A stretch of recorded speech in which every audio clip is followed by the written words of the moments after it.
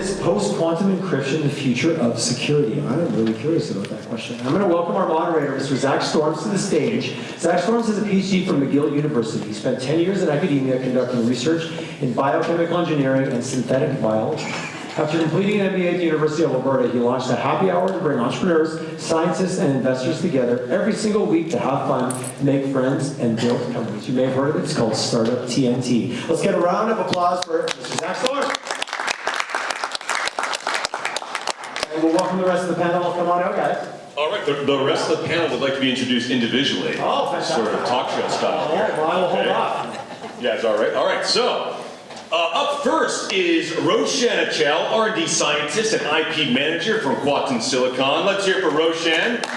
During Roshan's graduate work, as a fun experiment, he was able to store and play back some of the Super Mario theme music using a single atom quantum dot.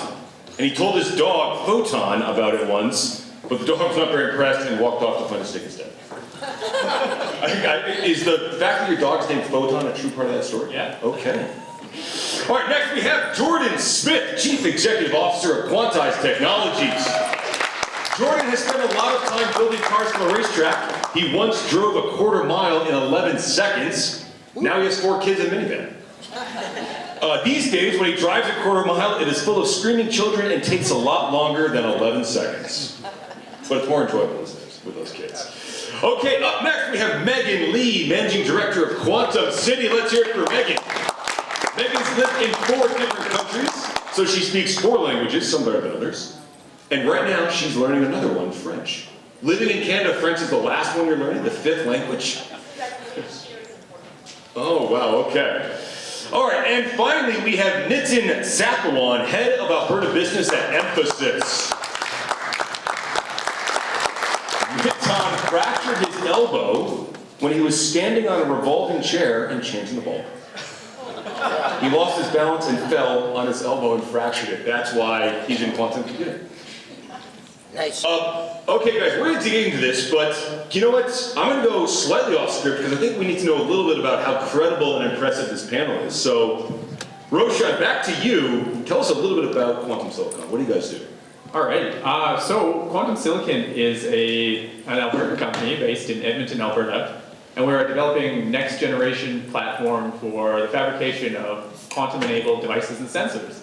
And so a lot of that is really just trying to say that we're taking individual atoms on a silicon wafer and fabricating these quantum dots one by one to build up this incredible functionality that is only available at the atom scale. Okay, thank you, Roshan. And another fun fact that I like to share is Quantum Silicon raised money at Startup TNT at our Cryptech Summit last year. Look at that. Okay, let's go to Jordan. Jordan, tell us about your company, founder and CEO. Sure, yeah. Quantized Technologies, Inc., we go by QTI, is a quantum communications company based in Calgary. And we're currently focused on providing a next-generation, commercial-friendly quantum cybersecurity solution. So that's a mouthful. Wow. But that's what we're working on. All right, thank you, Jordan. Well, we're going to hear more about cybersecurity all day long today. Okay, Megan, let's go to you. Quantum City. I love the sound of it. What does it mean? Okay, so we've been around for a year. So it's a partnership between University of Calgary and the Government of Alberta and an anchor partner, a technology leader, Emphasis. And our mandate is to create a quantum ecosystem here at Hub in Calgary, but that benefits Alberta. Building an ecosystem. You know, my recommendation, start with a happy hour. Start with a happy hour. All right, let's go to Nitin from Emphasis. Tell us about Emphasis. Yeah, I think some of you must be aware, but Emphasis is a applied technology services firm. We work with large and medium enterprises on their digital transformation journey. And as part of this, we also do a lot of research, innovation, and application. For example, the one initiative which we are working with Megan and team on Quantum City of the University of Calgary. So that's something very exciting. And if you have to look at it from Alberta point of view, Emphasis Canadian headquarters is in Calgary now, right? And the idea is to promote digital transformation, cybersecurity, quantum, AI, ML, and other things. That's our plan here. Thank you. All right, now the first question I want to ask the panel, and I'm asking for a friend, just to be clear, is what exactly is quantum computing? Who would like to take that?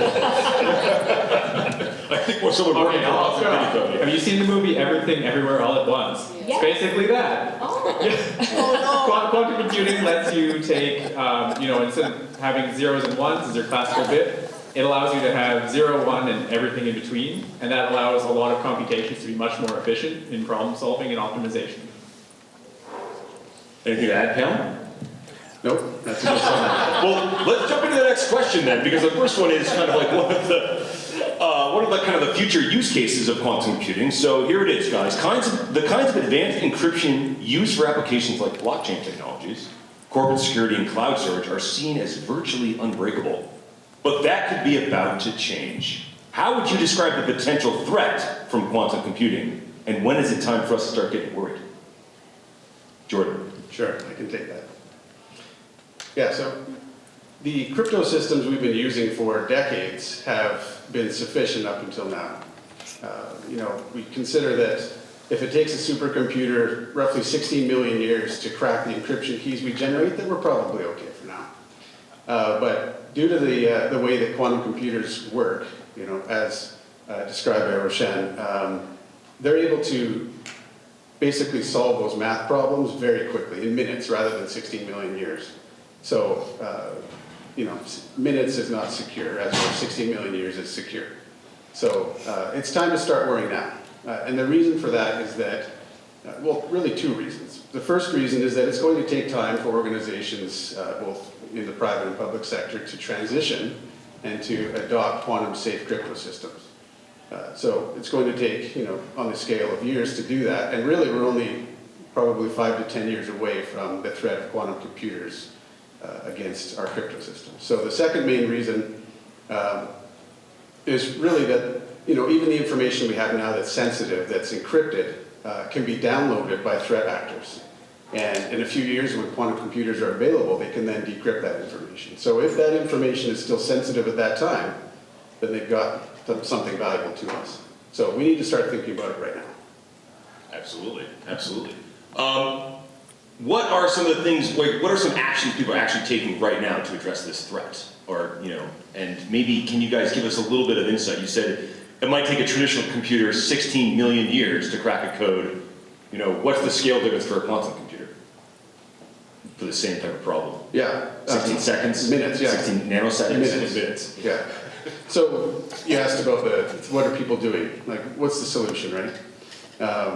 The solutions really fall into two families. So one family is to use the same sorts of methods we use now, which is to use very difficult math problems, except really to use harder math problems that we think will be difficult for even quantum computers to solve. Quantum computers are not better than regular computers at everything. In fact, their strength is to solve complex problems because they can try many solutions all at once. So if there's many possible combinations to solve a problem, they can try many in each cycle. So they can do that quickly.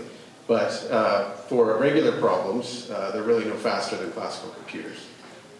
So yeah, essentially, these two families are to create a harder math problem that's not really dependent on these types of problems that use many solutions at once. And the other family is to use quantum technology. And so that's what we're focusing on. We're using quantum hardware, which doesn't use math at all to create these encryption keys. Instead, we encode information into quantum particles. Okay. Like photons. Like photons. Like your dog. Okay, did you want to add something, Nathan? No, so I just wanted to add to what he said, right? So if you're looking at timeline point of view, I think it's very imperative at this point of time that if public and private sector take notice of the challenge which we have. So if I have to explain, right, the cryptography is nothing but it's the art of how the mathematical tools can be used to store the private information. Now, most of us are not aware about the RSA and the ECCs, which are like the underpin of blockchain technology and internet, which you use on a daily basis. But it's a fundamental infrastructure for all the cloud computing, IoT, and other things. Quantum has got such a brute power and force to decimate the whole RSA because it's if I have to put it, it's 45 faster than anything else, right? That's the quantum about it. So if to understand where we are on this journey, we just need to see three parameters. One is, what is the current shelf life of your information? So let's say for 10 years information needs to be stored. And let's say there's another 10 years you need to migrate it to make sure that it's not attacked by quantum, so that you're looking at 20 years. And the third one is if you have to look at the bad actors, if they are able to do it, take more than 20 years to solve that, to attack the information, then you are not vulnerable. But let's say if there's 10 years of shelf life, 10 years of migration life, it's 20 years, and if the actors can solve that problem and attack your personal information in 15 years, your information is actually vulnerable for 5 years, right? So that's where the maths works. So it's very important. I think unless we get proactive about solving this problem and start mitigating it, we are actually in a dangerous situation. And it all depends on how fast the bad actors can get to your data. Just to add to that, I think most of us are old enough to remember Y2K. It took years to, get ready for that transformative, event that was happening. So first of all, we need to make sure the people who provide the oversight know enough to even provide oversight over quantum-related communication. Then, the question is, each organization must go through some kind of strategic, planning to essentially take an inventory of all the programs they are using and see which one would be vulnerable to quantum computing. And the quantum safe crypto isn't it's not a replacement that you can replace every single encryption with. So you have to figure out which one needs to be replaced and how do we mitigate that problems that we'll be facing with hackers and whatnot. So it takes years, and the standards too, right? Like encryption standard RSA, it takes years and incredible amount of money to create that. So with 5-10 years out for quantum computing, so the quantum computing that IBM has right now is Osprey 466 qubit or whatever, probably looking at 5 to 10 years. So we need to start acting now and harvest now and decrypt later. It's very important. Medical data, people are storing it, in some cases 30 years. We need to act now. To add to what Megan said, really, sorry, I forgot. You go ahead. Oh, I was just going to add. The thing I was going to add is there are already actions being taken. So NIST, for instance, the Standards Institute in the States, they're already developing sort of a post-quantum world cryptographic standards. So that should be set by around 2024. I know you just mentioned earlier that one of them showed that it was susceptible to side channel attacks. But so governments are aware of this.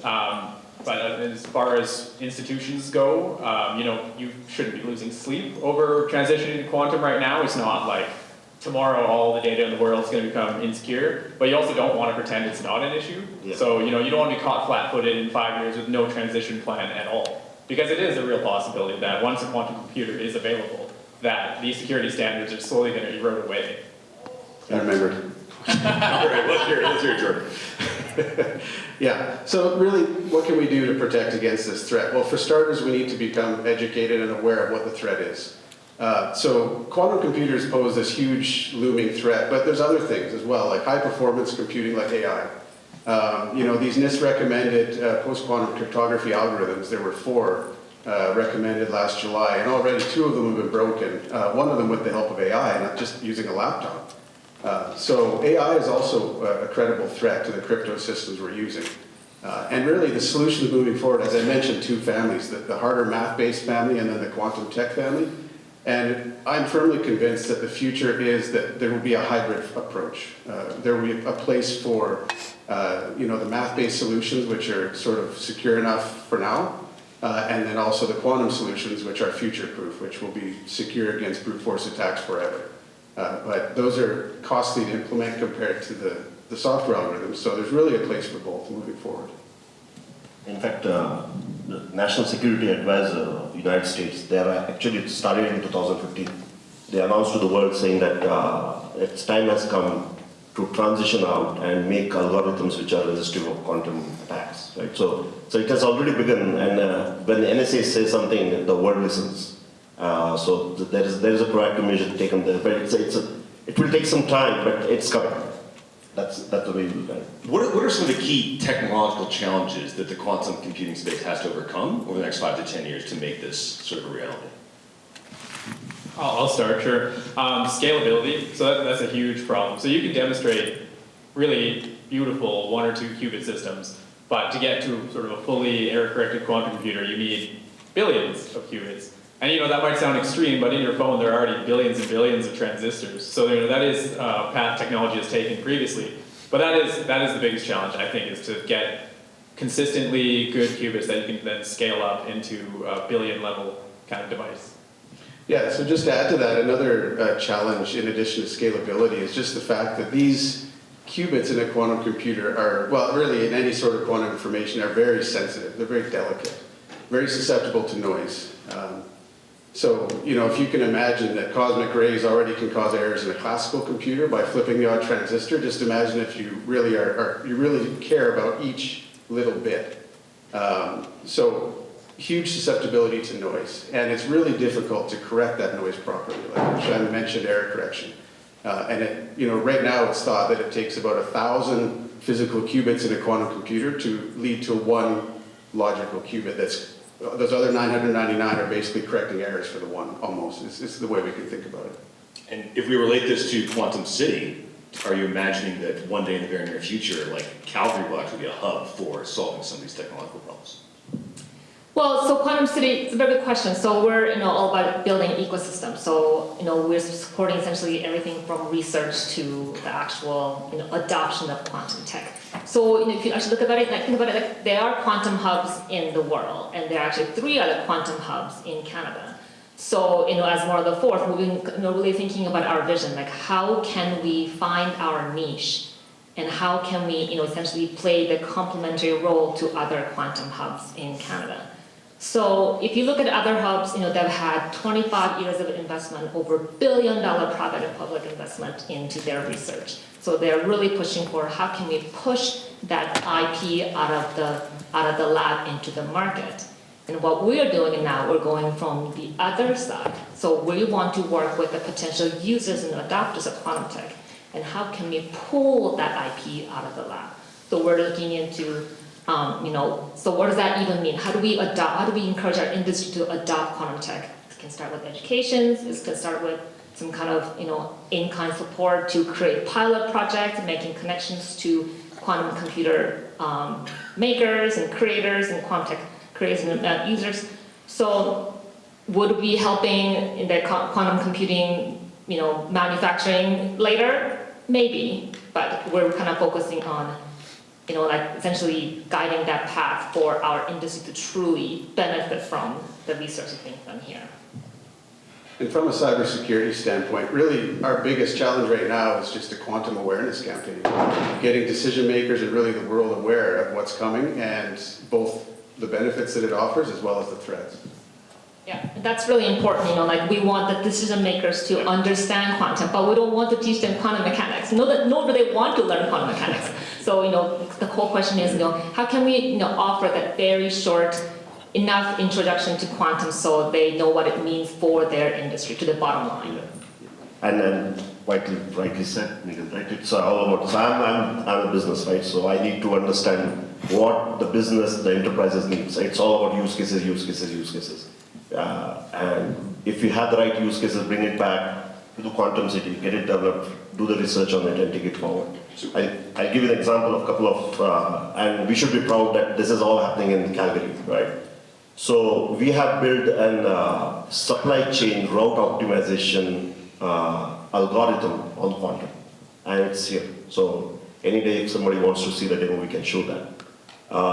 It is all about how do we optimize the truck routes and the drivers which are required, and how can we reduce the number of trucks which comes empty. Fantastic results. When we compare the classical computer with the quantum, there's a 70% less time it takes to do it on supply chain. This is great news, but there's another news to it, that adoption part, right? The industries like it, enterprise like it, they know this is working, but who will bite it, right? Who will put it in production? Another example, right? So it's an airline industry where we are optimizing the entire crew, pilot, infrastructure on resource optimization, because there's so many resources, right? There is MRO and everything. So we are working with United on that. We created the POC on the entire crew management and the pilot and the MRO and how do we optimize the passenger flights. It's all there. The demo is all ready. It needs to be taken. So United is the first one, I believe they are very interested in that. But I want to see if WestJet can take it, right? And that would be a second adoption. Financial industry, right? There is an amazing use case which we have where we are saying, let's put this $1 million into NASDAQ, Dow, and S&P, and let's see what's the return on it. Quantum gives amazing results because it can churn millions of record and millions of data to create something which is viable, right? But it has to be adopted by the industry, and that's the biggest challenge. If you ask me where my maximum time going on quantum today, it's all about bringing that change and industry to adopt the changes, right? And that's what the entire world is working on, because there's a research there, there's innovation, there's a practical usage of it. Now it's all about taking it to the next level.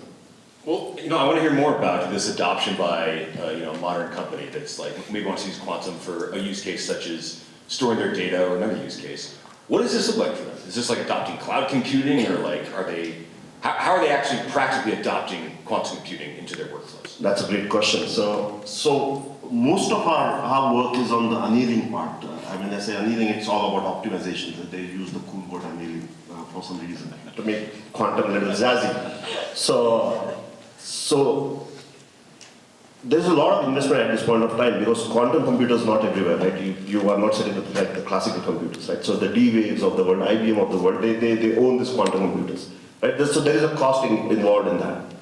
The beauty is Canada is number 2 in the world on the investment which is being made in quantum. First is US $3.3 billion, we are at some $1.6 billion. But that money is not flowing into the private sector. That guys try it out, use it, if it fails, that's okay. We are still on the academic research and talent part of it, right? So there is a cost involved for enterprise, and that's not their priority at this point of time, right? Because at the end of the day, everybody is looking for their EBITDA, they're looking for their revenue, right?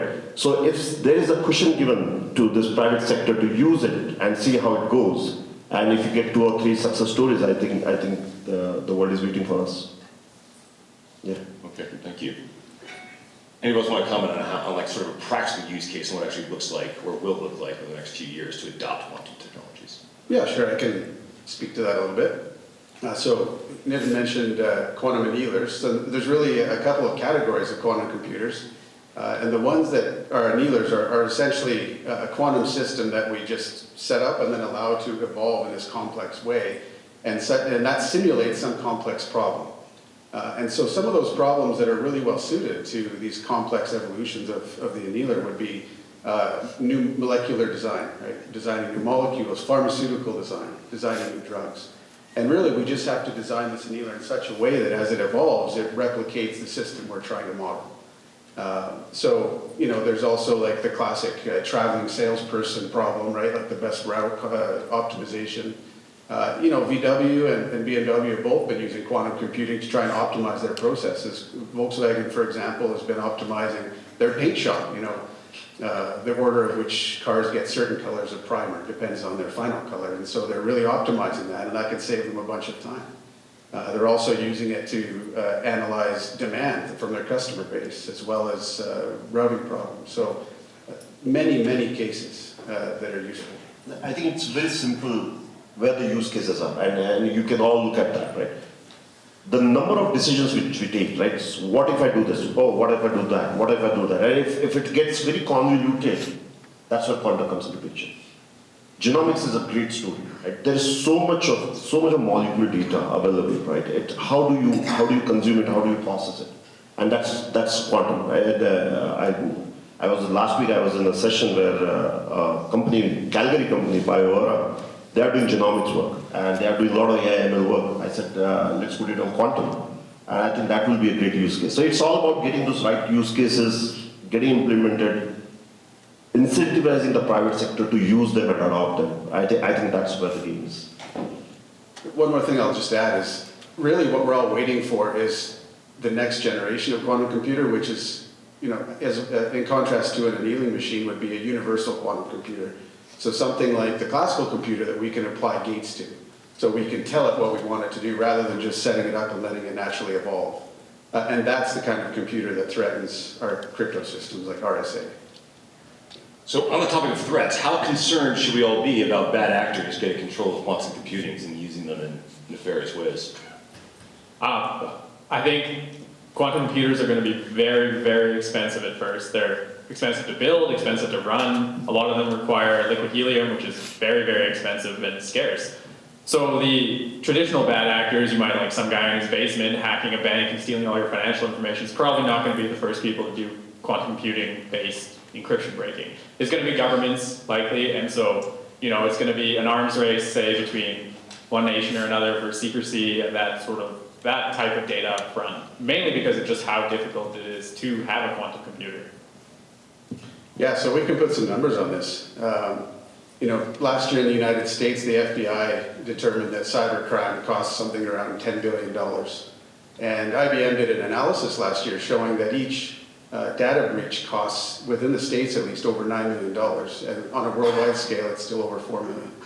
And it's also estimated that cybercrime by 2025 will cost the world $10.5 trillion annually. And that's just using current technology. If threat actors have access to quantum resources, those numbers I just said are the tip of the iceberg. Yeah. Okay. Is there any good news here? Yeah, I think we have time. I don't think quantum is ready to hack your computers or hack your information at this point of time. I don't think that's happening. But if it's not happening, that doesn't mean that we shouldn't think about it. Because what I said about the shell effect, the migration time it will take, right? The migration time will be huge. As Megan said, there was a big Y2K problem. I think there could be this potential problem if quantum evolves really well, right? You cannot wait that when the hack happens, then a fraud happens or attack happens, then I will do the migration, because then the algorithms have changed, right? It makes it more vulnerable. And implementation will be very complex. I come from a tech background, from an applicational background, so I know it will be a tough implementation and it is susceptible to draw a lot of wrongdoings. So it's not happening today, but it's there, 10 years. I will jump in with some good news, at least. Because we're talking about the scariest side of everything quantum can do, and that's against current encryption standards, right? But if people are adopting early, quantum itself provides, I think Jordan touched on this a bit, its own type of security, and that is much more resistant to quantum hacking, really almost impervious. And so, all this doom and gloom, but quantum itself, especially with all the use cases that we talked about like 5 minutes ago, there's a huge upside to quantum in general, right? Like there's this spooky thing, and yes, encryption as we know it will change, but that's fine, things change, and quantum in general will make everybody's life a lot better. I promise that my pitch isn't usually just doomsday. No, the good news is that, as these two have said, as we are progressing towards functional quantum computers, we're also progressing towards technologies that can mitigate that threat, right? We're personally working on quantum technologies to fight the threat of quantum computing. And there are other families that I mentioned as well. So we're developing all this kind of in parallel with quantum computation. Well, guys, let's talk a little bit about what's going on in the quantum world here in Alberta.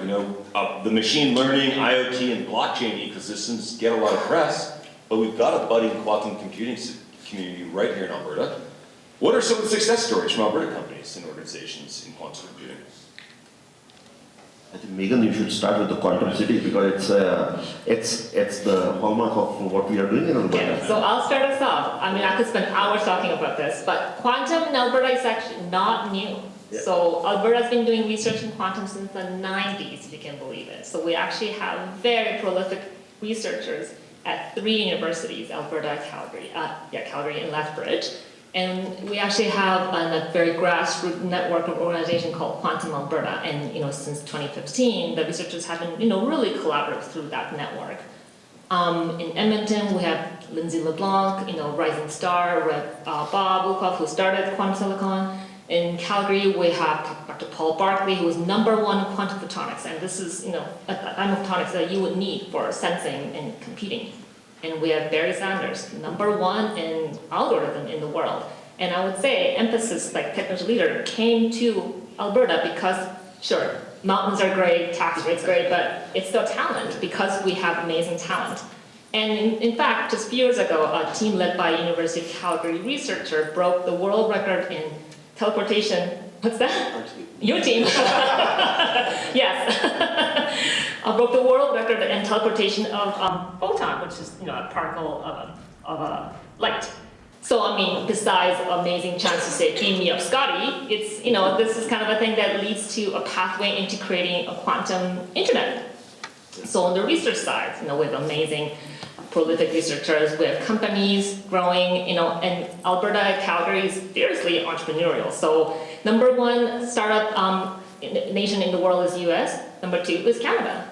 So I firmly believe that we'll have, a great startup culture growing here in quantum. And on, of course, the quantum city side, we just started a year ago because the province believes that quantum is a priority in our innovation strategy. So we've received $25 million just for the 5 years, matched by University of Calgary, another $25 million. So essentially, for the 5 years, we have $100 million investment, public and private, to create a quantum ecosystem here to really, truly benefit from the research we've been doing in the last 3 decades. Yeah.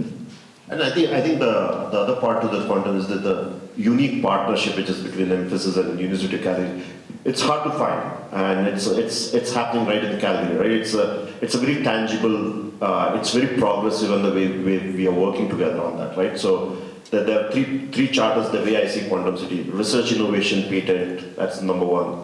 Talent, number two, because you need to create talent. And I think the team is working on creating a post-graduation program. And third is commercialization, go to market. That's what I talked about, the use cases. And it's happening in conjunction. From our point of view, and that's my part of my job, is to bring those use cases from world globally. And I already got, so when I talked about United, it's a US case study, but we are trying to do it from Calgary. So that speaks a lot about what we are trying to do, and that's where the University of Calgary and Emphasis will come together. There's another pharma company, I can't name the company, but we are trying to do their quantum simulation and annihilation from Calgary. So the number of areas. I think our story needs to be amplified. It needs to be taken more to Toronto or Ottawa, wherever it has to, and we need to tell our story better. Yeah, we have something amazing here, and you're right though, this kind of partnership is very rare. Number of calls I've received all over Canada and US, how did you manage that? How did you get Emphasis? It's incredible. Okay, and if we relate the sort of general business cases for quantum to our Alberta context, what do you guys see as some of the top business use cases that could contribute to our own growth and economic diversification right here in Alberta? You want me to go? Okay. So, and I keep saying this, but there are 102 headquartered companies of Toronto Stock Exchange sitting in Calgary. Add 20 more, it becomes Alberta 122, which is second. So if we are able to get this private sector excited about quantum city, I think we can just lead the way. We can lead the way. You have got oil and gas. I saw ADCO doing something on quantum city, and I'm talking to them about it, right? There is a lot of work happening on the life sciences and health. I talked about BioEra, which is on the genomics. If we get that, these are the stories we need to build. Banking and financial services, we have ATB here, right? There's a lot we can do on the banking industry. But the engagement at this point of time is more of public sector, less of private sector. I think we need to just equalize that, and I think government has a big part to play to monetize and incentivize the private sector to do this. Canadian Pacific could be another supply chain. Edmonton Airport is another supply chain which can be very well leveraged for quantum city. And maybe I'll just chime in here. Obviously I have an interest in talking about the startup world that's being incubated here in Alberta. But from an academic side, because I come from academia and the quantum sciences, and a lot of amazing things are happening in Alberta in quantum science. Megan and Nitin both touched on this, but even aside from quantum computing, Alberta has world-leading quantum physicists that are studying quantum neuroscience, for example, quantum effects that may lead to consciousness in the brain. All sorts of groundbreaking and really, world-class research happening here in Alberta. And as Nitin said, that one of the challenges is, how do we get that into people's hands? How do we get that out there? And so, I think really some of those important use cases would be energy. Agriculture here in Alberta is a big thing, right? Healthcare, right? Coming up with new solutions, pharmaceutical solutions here in Alberta. I think those are some of the big ones. I'll just add, so starting an ecosystem like that and having startups is economically great in the sense that we can retain talent. So all these amazing research institutions are producing equally amazing students. And I have a ton of friends who have left the province, unfortunately, because there just wasn't a place for them to go in the field that they chose. So I'll sing our own praises here a little bit. I was very fortunate in that this Edmonton company, Quantum Silicon, existed. And so as soon as I graduated, I was able to jump in, stay in Alberta, keep doing what I loved, and sort of contribute to the economy here. And so they're taking a slightly different approach. So there's the whole quantum computing side of the industry. And one thing that's maybe nearer, so quantum computers are say 5, 10 years away, a little bit of a moving goalpost. What's nearer is this idea of quantum-enabled devices, which I mentioned earlier. And that's just taking quantum properties of certain things, say atoms, and leveraging them to create new devices and sensors that enable functionality beyond what's available today. And so that's exciting too, because beyond the whole quantum computing space, there's this whole industry of these really fine sensors and devices that can be created right here. I know our company, for instance, leads the world in the atomically precise manufacturing capabilities on silicon, and that's a purely Alberta-made technology. Yeah, just to add to the talent, like it's incredibly important. If you look at our national quantum strategy or any other country who's working in quantum, the next generation talent, security of that is incredibly important. So, we're focusing on creating a sort of a, workforce, but we want our industry to be able to generate a brand new workforce in quantum if they want to, train and, reskill and upskill their current workforce if they want to. So to tackle that, we're working on creating the education, upskilling the kind of path, but also creating the ecosystem with companies and startups so they can end up in Alberta. That will help with our diversification of the economy. Well, listen, I think we've covered the main questions I want to make sure we got through today. So I do want to maybe open up to the audience if there's any particular questions or topics you guys want to discuss. And as you guys are thinking about that, I might build on what you guys were just chatting about and say, what are the key factors that we need to be a successful leader in quantum computing here, beyond talent? So you mentioned talent. What are some other factors that we need to think about as a community to position ourselves for leadership? Money. That's always the challenge in research. We have world-class researchers, and just getting the funding to be able to do that research, be able to develop these products, that's something that is always needed. Talent is very important. A number of companies, we were able to attract to Calgary because of the talent. It's quite incredible.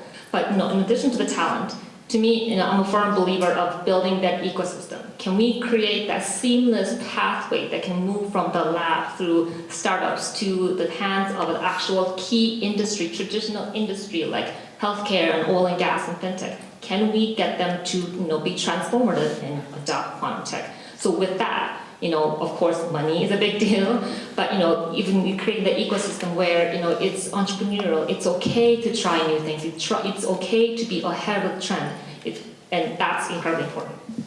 Yeah, money's kind of a joke, but more seriously, No, it's not a joke. it's real. But probably the most important thing though is So if you see the worldwide, right? So it's like.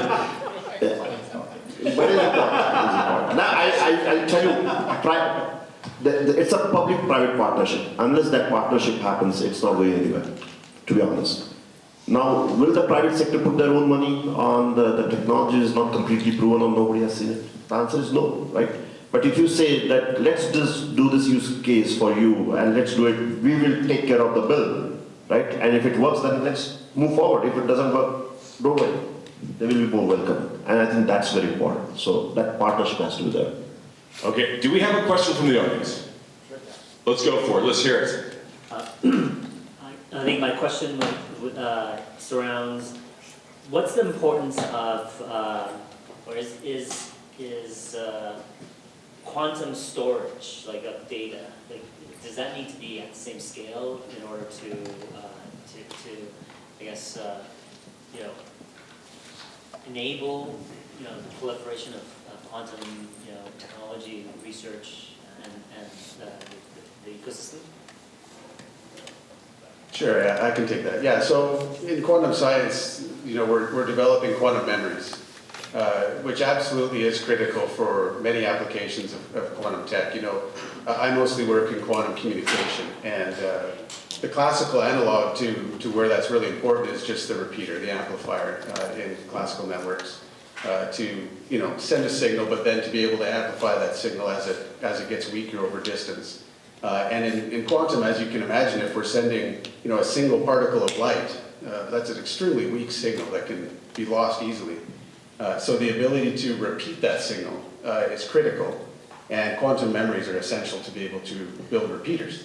Not only that, but quantum memories are also important for storing information that we process with quantum processors. Like, we can process in real time, but we need to be able to store that information.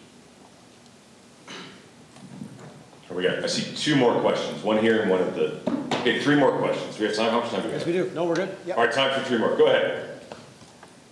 Okay, I wanted to pull in a theme that we talked about yesterday. We were talking about stable coins. And one of the panelists from Tetra Trust made the comment that there's often a backdoor in the code in a smart contract with a stablecoin. So that's a fairly, that's like kind of an $11 billion industry right now. Is this the sort of thing that we need to worry about, where people, you're using a stablecoin to store value in the crypto ecosystem, and then you have quantum computing that's then able to find that backdoor, and that value can simply be erased? Like, is this the sort of thing where it's a potential, a concern, but maybe an opportunity for crypto or for quantum computing? I'm not an expert. I read about this last night. However, no, as it turns out, it seems the algorithms used for encrypting, like the hash algorithms for Bitcoin or whatever, the whole blockchain, is fairly quantum resistant as it is. So it takes a value and spits out sort of a mess of things. But it always spits out that mess of things if you put in, say, your password. It's the exact same mess at the outset. And so when you enter your next password, it compares the messes rather than your actual password. To take the mess and go backwards to your password is actually incredibly difficult. And quantum computers at the moment don't have much of a speed up for that. And so that is one of the algorithms that won't be immediately affected by sort of the awakening of a quantum computer.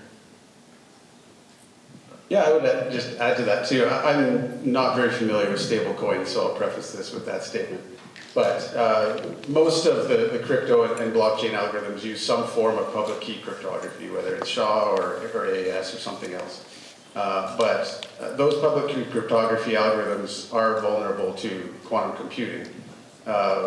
We may not have an algorithm that can do it yet, but that's just a matter of time. Right now with quantum computing, we're sort of like in the 50s with classical computing. People that were creating computers, back in the 50s couldn't even imagine what we're doing with computers today. The algorithms we've come up with since then are just mind-blowing, and the same thing will likely happen with quantum. The numbers of algorithms will just grow and progress, and things that we think are safe right now, math-based problems that we think are hard, will be solvable and not so hard with advanced algorithms. Jordan. Okay, right here, and then back to the top. Hello. Really great panel. Thank you so much. And it's really interesting. I feel like quantum computing is a really interesting space.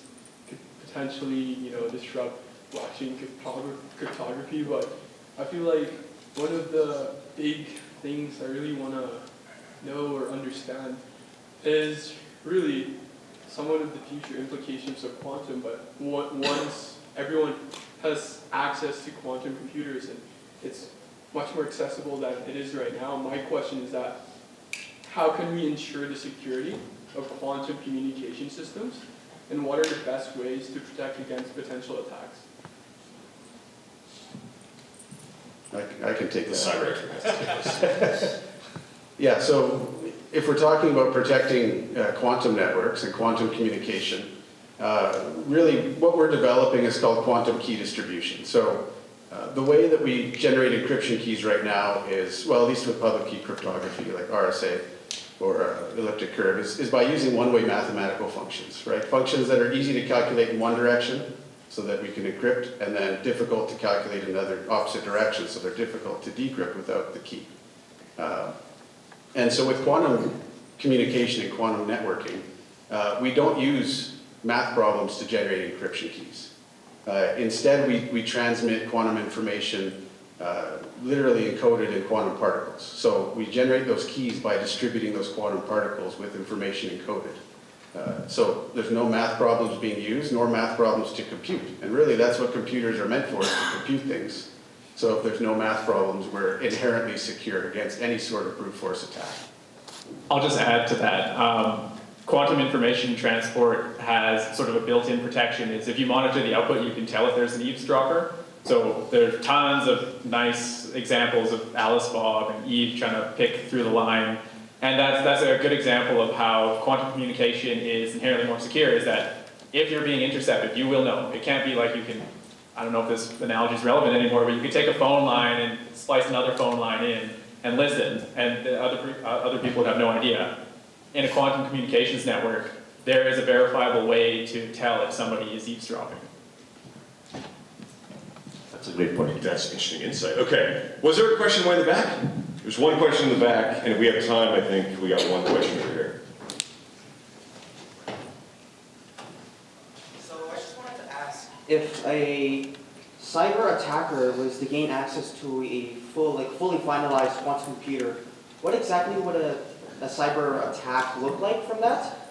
And what specific tools and how would they work against those cyber threats? Like this. Imagine cyber attacks happening right now. What does it look and feel like for us? So I can approach the answer here from a brute force standpoint. So quantum computers would be able to crack encryption keys using brute force attacks. I'll give an example. Right now RSA is used to distribute these encryption keys that we use to encrypt our information. And RSA is generally, its security stands on the idea of taking prime numbers that multiply to make a huge number. And that's pretty easy to do, to multiply numbers and get a product. But it's really difficult to take that product and figure out which prime numbers multiply together to make the product. And so, the reason it takes even a classical supercomputer literally 16 million years to crack RSA 256 is because it has to literally try every possible multiplication combination one at a time until it finds that product, that huge product that's like dozens of digits long. As we're a quantum computer, we'll be able to try many, many combinations all at once. So a quantum computer can do a brute force attack in breaking RSA just by trying, thousands of combinations at once. So therefore, it can come up with that final product in minutes. And once it has that product, it can then basically backwards calculate the encryption keys and decrypt the information that you just sent. So RSA is a one-way traffic. You can just go one way. On a practical level, I'm imagining when I came down here for Stampede last year, and suddenly all the payment processing systems were down. Does everyone remember that? You couldn't pay by credit card. There's pandemonium everywhere. All right, I think final question that we have here, Mo. So you guys have been talking a lot about the processing power of quantum and brute force attacks on encryption, but I was wondering if you could talk just a little bit about what the effect of this immense processing power would be on AI, being in processing, sort of how will it accelerate machine learning or general intelligence, just in general, what that effect will be. Quantum AI. Sure. What does it look like? Yeah. So AI is extremely exciting for many reasons, as I'm sure everybody here feels the same way. But one cool application of AI is the ability to help design quantum computers, the ability to help optimize quantum circuits and error correction strategies and algorithms. So even in the development of quantum computers, AI can be very helpful. In addition to that, maybe I can talk also about one of the ways that AI is a threat. And these PQC algorithms that we're using to transition to quantum safe cryptography, Crystal's Kyber is an example that was just broken by somebody with a classical computer using an AI algorithm to conduct a side channel attack. So basically they can use AI to watch where the voltage spikes are in the transistors to see what's going on and where. and they can determine the key that's generated that way, or at least get information about it, something like that. I haven't looked too deeply, but along those lines, that's sort of the kind of side channel attack that AI can help conduct. So not just brute force, that's just one threat, but also these side channel attacks are another. I feel like a color commentator here. I'm just going to jump on top of that. And so the opposite's true too. AI can help design a quantum computer, but quantum computers can help make a better AI. So we're talking about all these possible combinations at once, and that is very powerful for helping train neural networks in AI. So instead of a very serial approach, say this is a hat, next this is another hat, you're able to sort of leverage a quantum network to then train much faster with all these variables at once. With smaller sample size too, right? I think I've heard maybe even 70% speed up using quantum. So the example I gave about the truck route optimization in the supply chain actually is a classic example of the question you have asked. It's 70% faster and it fits in, right? So it complements and in both ways, right? So that's a proof there. So when I plug in there, so University of Calgary is building capability in quantum machine learning. All right, I think we're going to end it here. Let's thank all of our speakers one last time. Roshan, Jordan, Megan, and Nathan, thanks so much. I learned a lot today. I think you already have as well. Thank you, everybody. I'll get back to final. Thank you very much, everyone. That was fantastic. In case anyone's curious, we are living in the future. we found our way to our last panel on the last Saturdays. We're very excited to welcome you on stage. Thank you all for being there. We know day 2 looks like the conference has been so